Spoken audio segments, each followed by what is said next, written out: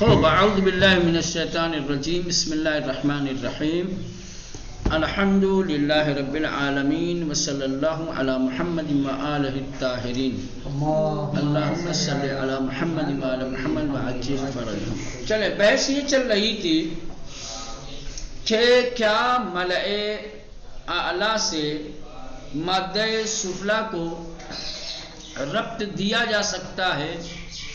کیا یہ ممکن ہے کہ ملأ اعلیٰ اور مادہ سفلی میں رابطہ برقرار ہو سکے جبکہ دونوں کے بیچ دونوں کے درمیان کوئی سنخیت نہیں ہے،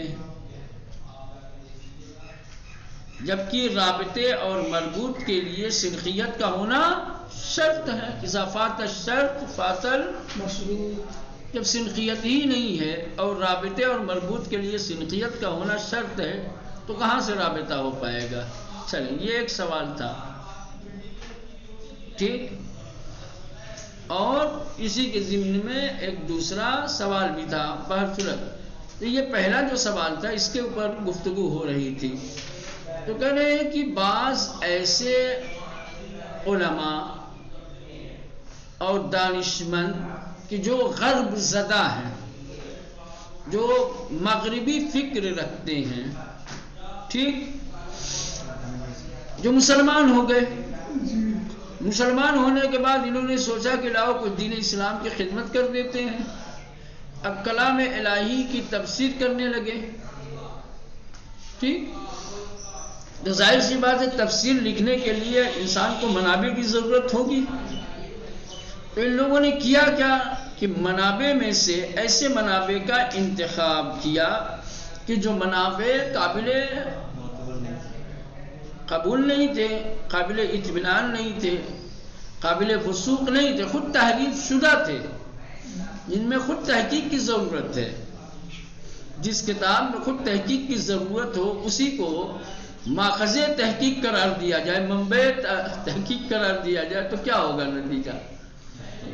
تو ایسی کتابیں کہ جن کتابوں میں تحریف ہوئی تھی یا جن کے ترجمے میں غلطیاں تھیں یا ترجمے ناقص تھے، اس کی طرف ان لوگوں نے رجوع کیا، اس کو منبع اور ماخذ قرار دیا۔ نتیجہ یہ ہوا کہ اس طریقے سے آیات الہی کی تفسیر کر دی کہ جو تفسیر کیا ہے، حقیقت کے خلاف ہے،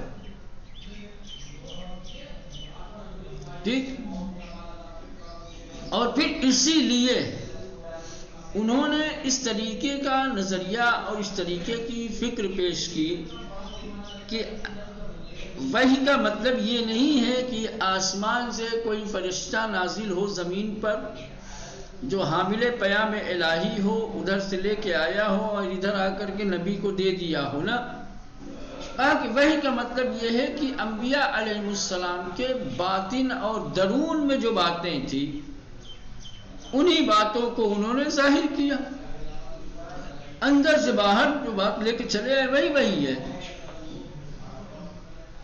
سمجھ رہے ہیں؟ تو اس طریقے کی بات۔ تو ایک تو ان لوگوں نے یہ غلط کام کیا کہ اپنی تحقیق میں انہوں نے ایسی تحریف شدہ کتابوں اور ناقص ترجمے کا سہارا لیا کہ جو قابل اطمینان نہیں تھے، اسی لیے اس طریقے کی باتیں کی۔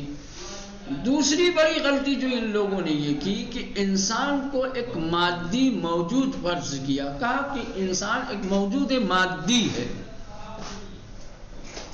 ٹھیک، جب انسان موجود مادی ہو جائے گا تو پھر اس کا ملأ اعلیٰ سے رابطہ غیر ممکن ہو جائے گا، چونکہ مادے کو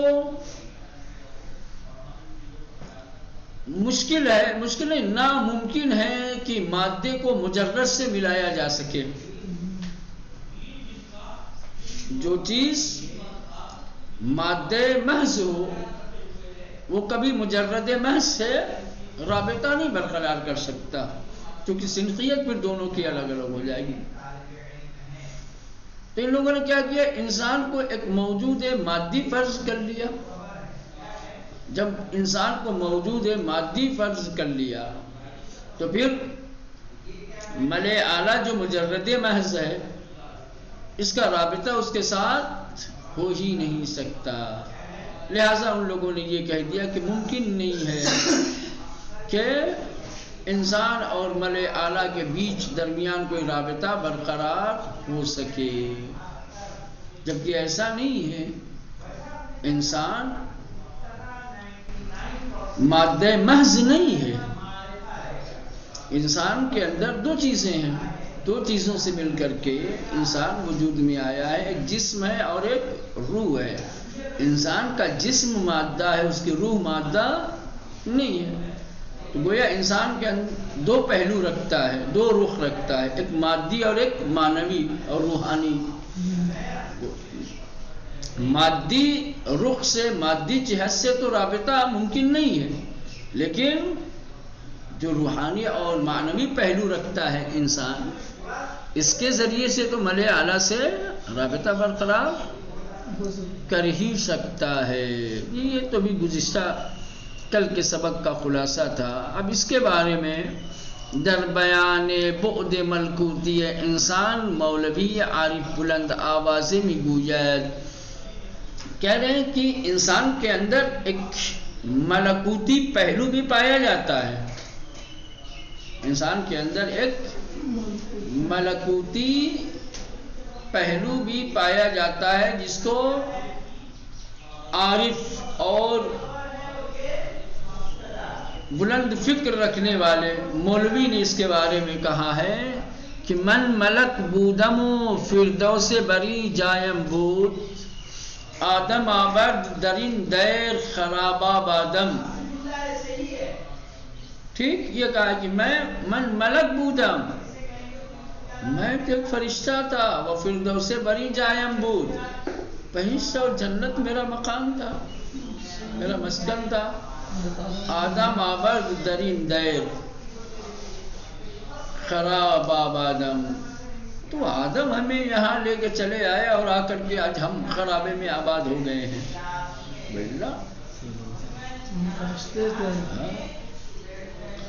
مشابہ بیت فوق به زبان عربی توسط دانشمند بزرگ ابن سینا نیز بیان شده است. کہہ رہے ہیں کہ اوپر جو مولوی کا ایک شعر یہاں پہ ذکر کیا ہے، اسی سے ملتا جلتا عربی میں ابن سینا نے شعر کہا ہے.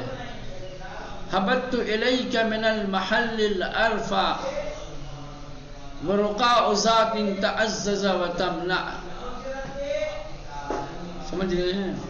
حبت الیک من المحل الارفع، کہ میں تمہارے پاس ایک بلند مقام سے، ایک اونچی جگہ سے آیا ہوا ہوں. تو کہنے کا مطلب یہ ہے کہ انسان اگر مادی ہوتا تو یہ اوپر سے نیچے تھوڑی آتا، پھر ہمیشہ نیچے ہی رہتا. جس چیز کی بنیاد پر انسان محل عرفہ میں تھا، جنت میں تھا، بہشت میں تھا، اس کی روحانیت کی وجہ سے تھا. ٹھیک، بصورت یہ اب آپ پڑھیں گے تو بہت جو ہے پرانی ہے. آخری یہ پڑھتے ہیں، امیر المومنین علیہ الصلوۃ والسلام نے بھی اس سلسلے میں شعر کہا ہے، اور یہ شعر منسوب ہے انہی کی طرف. اتزعم انک جرم صغیر وفیک انت والعالم الاکبر. کیا تم یہ گمان کرتے ہو کہ تم ایک چھوٹے سے کیڑے ہو، جراثیم ہو، جبکہ تمہارے اندر ایک بڑی دنیا آباد ہے، ایک بڑی کائنات ہے. انسان کا وجود خود ایک کیا ہے؟ دنیا ہے بھائی. انسان اگر غور کرے، تدبر کرے، تو انسان کے وجود میں کیا نہیں ہے. کہہ رہے درین بیت بین واقعیت اشارے شدے کہ تمامی مراتب عالم وجودی در وجود انسان نہفته است. کہہ رہے کہ اس بیت میں اس واقعیت اور اس حقیقت کی طرف اشارہ کیا گیا ہے کہ عالم وجودی کے جتنے بھی مراتب ہو سکتے ہیں، سمجھ رہے ہیں، وجود کے جتنے مراتب ہو سکتے ہیں، جتنے درجات ہو سکتے ہیں، وہ سب انسان کے اندر موجود ہیں. وجود مادی ہو، وجود معنوی ہو، سمجھ رہے ہیں؟ وہی کہہ رہے ہیں تمام یہ مراتب عالم وجودی کے جتنے بھی مراتب ہیں وہ سب کے سب در وجود انسان نہفتے است، وہ انسان کے اندر یعنی مسئلہ روحانیت انسان و سنخیت او بعمل اعلیٰ درجہ خود بطور مفصل بیان شده است. کہہ رہے کہ انسان کی روحانیت کا مسئلہ اور یہ کہ انسان ملء اعلیٰ کے ساتھ سنخیت رکھتا ہے یا نہیں، یہ اپنے مقام پر تفصیل کے ساتھ اس سے بحث ہوئی ہے. بلے برائے ان کی بے توانی بحث وحی بجائے گاہ آن را بخوبی روشن سازیم، لیکن اس لیے کہ وحی اور اس کے مقام کو ہم اچھی طریقے سے واضح اور روشن کر سکیں، بتوضیحاتی چند از قرآن و حدیث اشارے میکنیم، قرآن مجید اور احادیث سے سہارا لے کر کے کچھ نمونے ہم پیش کچھ وضاحتیں دیں گے تاکہ یہ بحث آپ کے لیے اچھی طریقے سے واضح اور روشن ہو جائے. روحانیت انسان کی روحانیت انسان یکی از مسائلی است که از دیر باز فکر بشر را به خود مشغول ساخته است. توجه به این مسئله باعث شده که موضوع روحانیت انسان در فلسفه، فرهنگ و هنر نیز جایگاه خاصی پیدا کند. همچنین در قرآن و حدیث بارها بدان اشاره شده و در فلسفه اسلامی نیز این مسئله مطرح بوده است. در اینجا به گوشه از آنچه در قرآن و حدیث در این بارے آمده است میپردازیم. کہہ رہے ہیں کہ انسان کی روحانیت ایک ایسا مسئلہ ہے جو قدیم زمانے سے انسان کی فکروں پہ چھایا رہا ہے، جس نے انسان کی فکر کو مشغول رکھا ہے، اور اس مسئلے کی طرف توجہ سبب بنی ہے کہ انسان کی روحانیت کے موضوع کو فلسفے میں جگہ دی جائے. باقاعدہ علم فلسفہ میں انسان کی روحانیت کو موضوع بنا کر کے اس پر بحث کی گئی ہے. اسی طریقے سے فرہنگ و ہنر میں اس کو ایک خاص مقام حاصل ہے، خاص درجہ حاصل ہے. اسی طریقے سے قرآن و احادیث میں بارہا اس مطلب کی طرف اور اس موضوع کی طرف اشارہ کیا گیا ہے انسان کی روحانیت، اور فلسفہ اسلامی میں بھی یہ مسئلہ بیان ہوا ہے. کہہ رہے ہیں کہ بہرصورت فلسفہ چھوڑیے، ہم قرآن اور احادیث سے کیا ہے اس بارے میں، کس بارے میں؟ انسان کی روحانیت کے بارے میں کچھ چیزیں یہاں بیان کریں گے اور پھر آگے بڑھ جائیں گے. قرآن اور حدیث میں انسان کی روحانیت، ٹھیک، انسان کی روحانیت قرآن اور حدیث کے آئینے میں. یہاں سے شروع یعنی کہ انسان موجودی دو جانبیں اس کے درمیان دو جہان مادے و مجردات قرار دارد و دارائے روح و جسم است و جانب روح متعالی و دست بر آسمان دارد و از سوی جسم متصافل است و بر زمین دست نہادے است. کہہ رہے انسان ایک ایسا موجود ہے کہ جس کے دو پہلو ہیں، دو رخ ہیں. ایک رخ جہان مادہ سے ملا ہوا ہے اور دوسرا مجردات سے. وہ دو پہلو کیا ہے؟ جسم اور روح. روح کے اعتبار سے انسان کا ایک ہاتھ گویا آسمان پر ہے کیونکہ روح متعالی ہے. روح متعالی کی وجہ سے انسان کا ایک ہاتھ آسمان پر ہے اور دوسری طرف انسان جسم متصافل. ایک طرف انسان کے وجود میں روح متعالی ہے، اس روح متعالی کی وجہ سے انسان کا ایک ہاتھ آسمان پر ہے. دوسری طرف انسان کے اندر جسم متصافل ہے، جسم متصافل کی وجہ سے انسان زمین سے جڑا ہوا ہے. سمجھ رہے ہیں؟ کہہ رہے انسان موجودی دو جانبیں است. کہہ رہے کہ انسان کے دو رخ ہیں، دو پہلو ہیں. درمیانے دو جہان مادے و مجردات قرار دادا، اور دو دنیا، جہان مادہ یہ دنیا اور مجردات، ٹھیک، اس دنیا کو، ان دونوں کے بیچ میں انسان کیا ہے؟ واقع ہے، رہتا ہے. وہ دارائے روح و جسمس، انسان جسم و روح رکھتا ہے. از جانب روح متعالیس، روح کے اعتبار سے انسان متعالی ہے، بلند ہے، عرفہ ہے. بدست بر آسمان دارد، اور آسمان پہ ہاتھ رکھتا ہے. باسو جسم متسافل، اور جسم کے اعتبار سے پست ہے.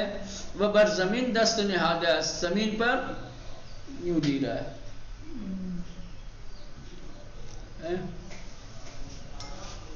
قرآن پس ازان کی مراحل آفرینش انسان را در دوران جنینی وصف میکند. کہنے کہ قرآن مجید نے انسان کی پیدائش کے مرحلے کو بیان کرتے ہوئے خصوصاً جب جنین کی صورت میں تھا، ٹھیک، اس کو بیان کرتا ہے. اس کے بعد در مراحل پے در پے اورا بجائی می رسانت. ان الانسان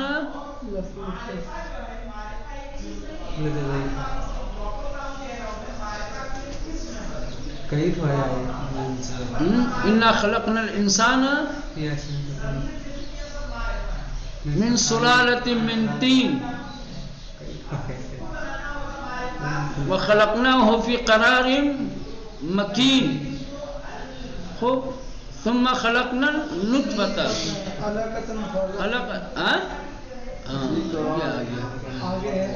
ہے اس میں ایسے پڑھ رہا تھا، دیکھ کے پڑھ لیتا ہے، دشواری نہیں ہوتی. یہاں یہ انسان کی خلقت کا ایک دم مرحلہ تسلسل بیان کیا ہے کہ انسان کس طریقے سے وجود میں آیا، کتنے مرحلے سے گزرنے کے بعد یہ کامل ہوتا ہے. ٹھیک ہے.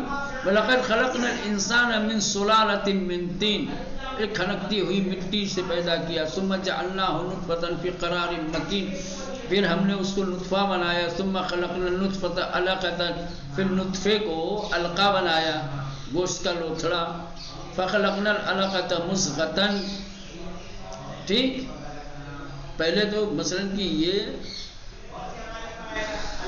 منجمد خون تھا، پھر گوشت کی شکل اختیار کیا. فَخَلَقْنَا الْمُضْغَةَ عِظَامًا، پھر اس پہ گوشت پہ ہم نے ہڈیاں. فَكَسَوْنَا الْعِظَامَ لَحْمًا، اور پھر اس کے اوپر ہڈیوں کے اوپر گوشت چڑھایا. ابھی بھی یہ انسان کامل نہیں ہوا. ثُمَّ أَنشَأْنَاهُ خَلْقًا آخَرَ، نہیں آیا ادھر. پھر ہم نے ثُمَّ أَنشَأْنَاهُ خَلْقًا آخر. یہ اتنے مرحلے سے گزرنے کے بعد بھی انسان پورا نہیں ہوا. یہ انسان کی جسمانی بناوٹ کا تذکرہ ہے کہ ہم نے انسان کے جسم کو اتنے مرحلے سے گزارا، تب جا کر کے انسان کا جسم کامل ہوا. لیکن انسان ابھی بھی کامل نہیں ہوا کیونکہ خالی جسم تو ہے نہیں. ثم انشأناه خلقا آخر، پھر ایک دوسری خلقت کے ذریعے سے ہم نے اسے مکمل کیا. وہ کیا ہے؟ فنفخنا فیہ من روحی، ہم نے جب اس میں روح ڈالی تب جا کر کے یہ انسان. تو یہ بود مادی ہے، تو جس کے تسلسل اور جس کے مراتب کو اور جس کے خلقت کے مراحل کو قرآن نے بیان کیا ہے. وہی کہہ رہے کہ مراحل پے در پے اورا بجائی میں رسانت کے اس جہان مادے فراتر رکھتے. انسان کی خلقت کے مراحل کو تسلسل کے ساتھ بیان کرتے ہوئے اس منزل تک لے جاتا ہے کہ جو جہان مادہ سے بھی بالاتر ہے. وہ روح متعالی درء دمید می شود، اور روح متعالی اس کے اندر ڈالی جاتی ہے، داخل کی جاتی ہے، تب جا کر کے انسان کامل ہوتا ہے. چلیں یہ آیت کو چھوڑتے ہیں، پھر آگے بڑھتے ہیں. قرآن تا انجا مراحل وجود مادی انسان کا مطلب نہیں کنات. یہ جو آیت ہے مکمل جو آپ دیکھ رہے ہیں، ان آیات میں انسان کی مادی خلقت اور مادی وجود کے مراحل کو بیان کیا گیا ہے. انسان کا جو وجود مادی ہے اس کا مرحلہ یہ آیت بیان کر رہی ہے. انسان کا جو وجود معنوی ہے اور روحانی ہے اس کو نہیں. کدھر معنوی ہے بھائی؟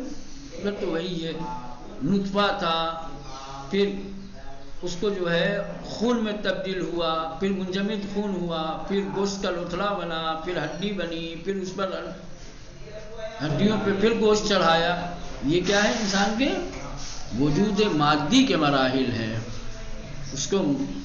اس کے بعد کیا آیا تو ہے آنگاہ ہمیں فرمایا جب انسان کے مادی وجود کا مرحلہ تمام ہو گیا، کامل ہو گیا، ثم انشاناہ خلقا آخر فتبارک اللہ احسن الخالقین، سپس آندہ آفرینش تازہی دادیم، پھر ہم نے اسے ایک نئی حیات دی، پس گرامی بعد خدائی کی بہترین آفرینندگان. بس ان آفرینی سے دیگر، اب یہ ایک دوسری خلقت، پہلے ادھر سے ایک خلقت بیان کیا، پھر آخر میں آ کے ثم انسانہ خلقا آخر ایک دوسری خلقت کا تذکرہ ہوا. یعنی انسان کی وجود یا انسان کی مکمل خلقت کے سلسلے میں دو طریقے کی تخلیق کی بات کی گئی ہے.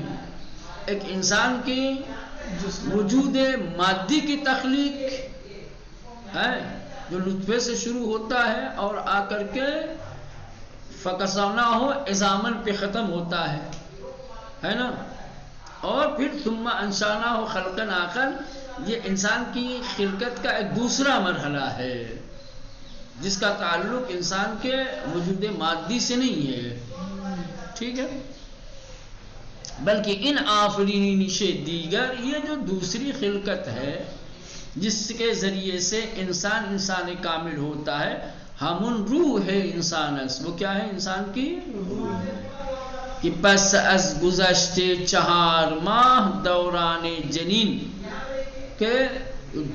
کے جو 4 مہینے ہو جاتے ہیں، 4 مہینے کے بعد برعو دمیدے میں شود، جنین کے اندر ڈالے جاتے ہیں. 4 مہینے میں بچہ کامل ہوتا ہے، پھر جا کر کے روح اس میں پڑتی ہے. 4 مہینے تک بے جان ہوتا ہے، شکلیں بنتی رہتی ہیں، سمجھ رہے ہیں.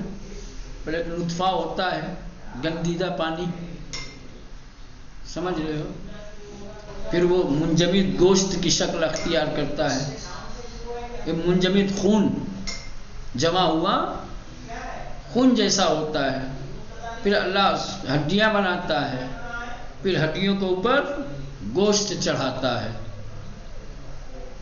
4 مہینے میں جناب بچہ وہی 5 مہینہ صرف روح جاتے لگتا ہے. ہاں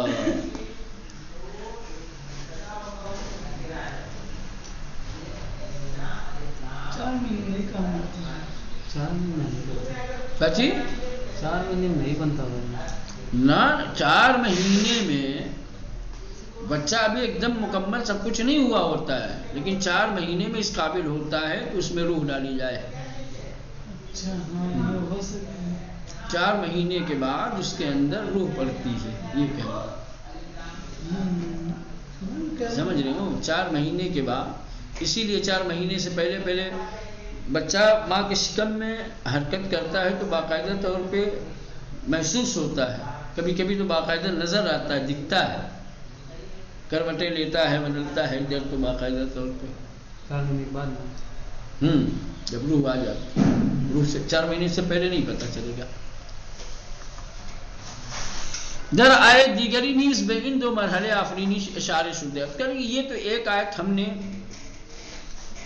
پیش کی ہے کہ جن آیتوں کے اندر اللہ نے انسان کی 2 قسم کی تخلیق کی گفتگو کی ہے، یا انسان کے وجود کے 2 مرحلے بیان کیے ہیں، ایک مادی اور ایک معنوی.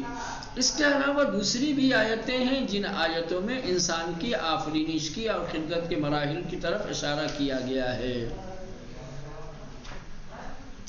وَبَدْأَ خَلَقَ الْإِنسَانَ مِنْ طِينٍ ثُمَّ جَعَلَ نَسْلَهُ مِنْ سُلَالَةٍ مِنْ مَاءٍ مَهِينٍ ثُمَّ سَوَّاهُ وَنَفَخَ فِيهِ مِنْ رُوحِهِ. انسان کی خلقت اور آفرینش کا آغاز کیا ہے؟ مٹی سے کیا گیا. اس کے بعد نسل اورا اچکید آبی، یہ پست آفرید، اس کی نسل کو پست قطروں کے ذریعے سے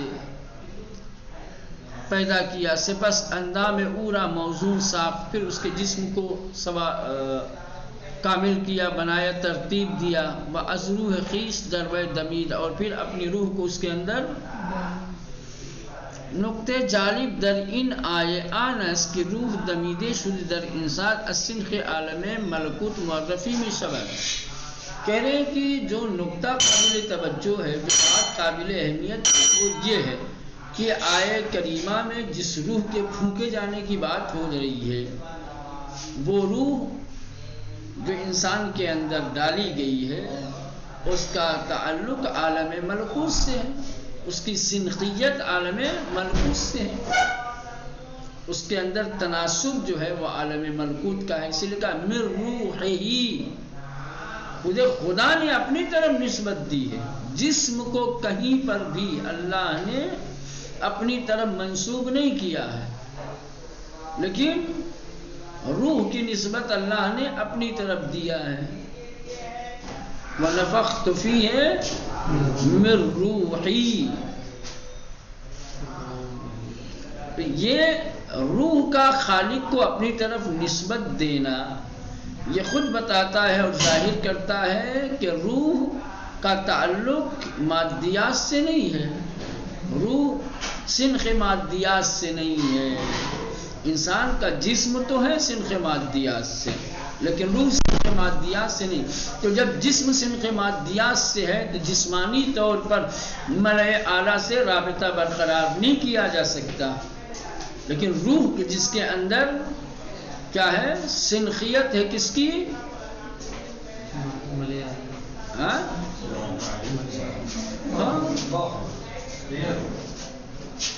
لہذا روح کے ذریعے سے ملائے اعلیٰ سے رابطہ برقرار کیا جا سکتا.